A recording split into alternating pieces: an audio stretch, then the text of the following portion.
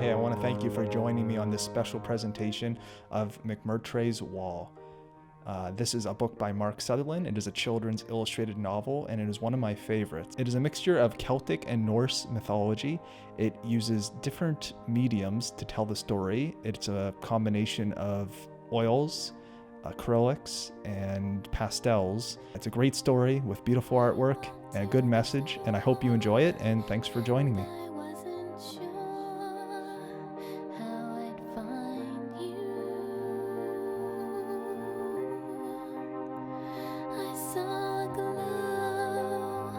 Long ago, on a hill beside the sea, there lived a man who was as tall as a tree, strong as a bull, and faster than the wind itself. That man was MacMurtrey, and he was greater than all men who had ever lived. Late in the summer, when there was firewood to split and there were fields to tend, MacMurtrey would only stagger about, proclaiming, "There are none so great as me." All while MacMurtrey's people worked, doing their best to ignore his boasting. But for all his strength and for all his skill, the great MacMurtrey was very unhappy.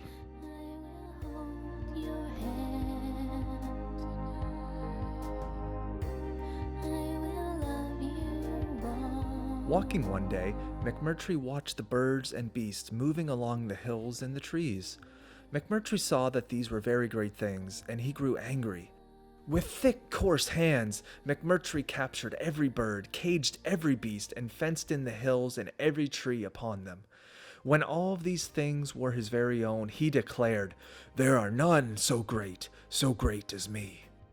But still the great MacMurtrey was unhappy. The next day, MacMurtrey sat and watched the blue sea. As the waves pounded upon the shore, MacMurtrey saw that the sea was very great indeed, and he grew angry.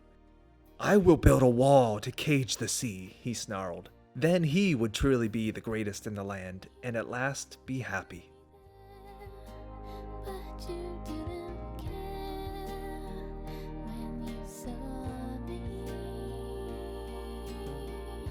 And so MacMurtrey's wall began. He cut down trees and tore stones from the hills. He brought a great ox to drag the trees from the hills to the sea. MacMurtrey worked in silence from morning until night, with little food or rest.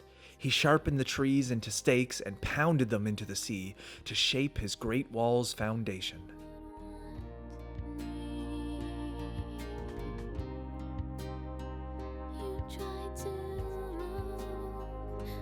MacMurtrey built great windmills to pump the sea away from the wall.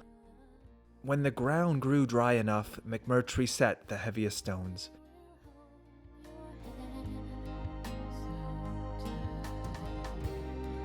Day after day, MacMurtrey set his stones while the sea, sun, and the sky quietly watched. Slowly, the green hills became barren and ugly in the shadow of the growing wall.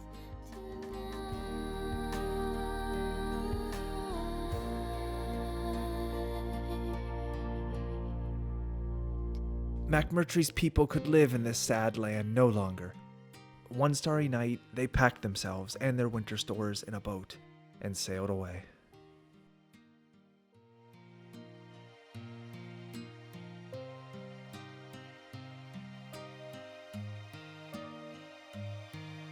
The great ox grew tired of the wall and the work that never ended.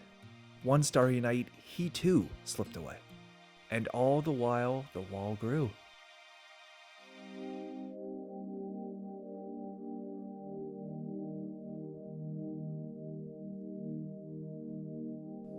Then came the day when the wall was finished. As he admired his work, MacMurtrey roared, "There are none so great as me." He sat down to rest and waited to be happy, but the wait grew long, and the happiness never came. Did you forget, or did you just not care? So MacMurtrey sat, cold and alone among the empty hills, until he felt the chill of a great black storm rising in the north. Soon the waves swirled and grew tall as mountains, and they crashed upon MacMurtrey's wall. The great wall shivered and cracked. Lightning splintered the sky, thunder rumbled and boomed when the morning came, and the great wall was no more. His strength gone, MacMurtrey could only watch as the waves washed over the remains of his broken wall.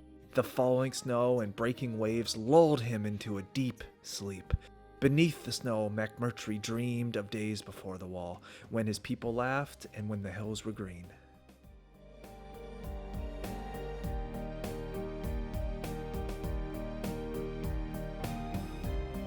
Far away, the very storm that had felled MacMurtrey's wall blew his people off their course. In time, the sea returned them to the place they had left behind.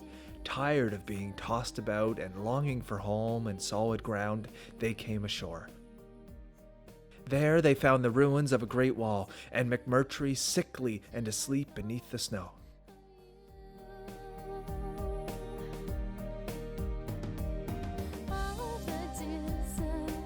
MacMurtrey's people built a fire and warmed his bones, fed him boiled oats, and wrapped him in blankets of wool.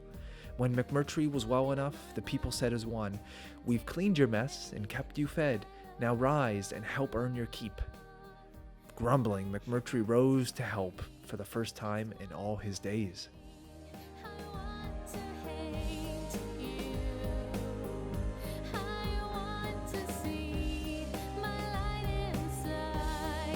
While the sea and the sky sent wind and rain, and while the sun sent its warmth, MacMurtrey helped haul the remains of his broken wall away.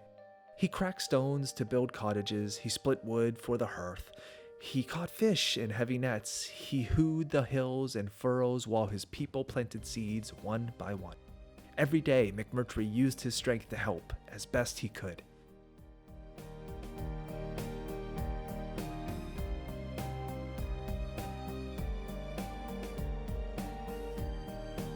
At harvest time, MacMurtrey had grown strong again. The hills were full of good things to eat, and the sheep were thick with wool. The summer's harvest was the greatest the people had ever seen. As they danced, the children sang, "Old MacMurtrey, in all the land beside the sea, there are none so great as thee." MacMurtrey laughed, for he knew, after all, it was not so. But beside the sea, beneath the sky, under the warm sun, and among his friends, the great MacMurtrey was happy at last. You stop and look, you'll find that you are